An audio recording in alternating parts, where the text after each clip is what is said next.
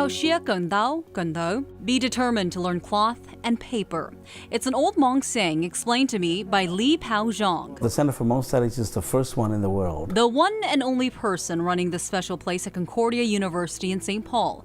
He says Hmong stories were told through their clothes long ago, many outfits he has here, and just the place then to learn the story of why Hmong clans This is the largest urbanized Hmong population in the United States. chose to build a life in the Twin Cities. Vang says, one, refugees were sometimes likely placed where resettlement agencies were.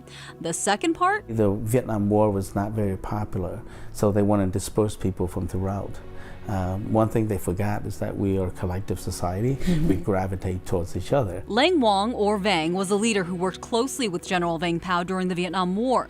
Li Pao says he was the first refugee family to settle in Minnesota in 1976. Others would follow, where they would face a number of initial challenges, including unemployment, even Racism, you know, that's the other piece, is that all of a sudden you have this influx of people here. Why are they here? You know, get out of the country.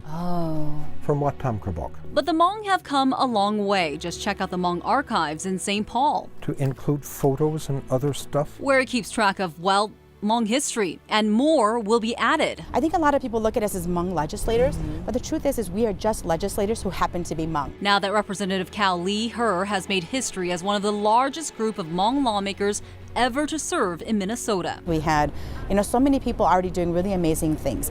And so the natural thing for us, I think, was to say, what space can we move into next to really be decision makers? And so it became, the political realm became the place for that. What I would like to see happen is that for other communities that don't often have representation, right? We have a large Southeast Asian community, we have a large Latino community, so we have a large Somali community, and that for them to say, if Hmong people have only been here for 40 years and they've been able to do this, we can do this too. More stories to be woven into the beautiful culture of the Twin Cities.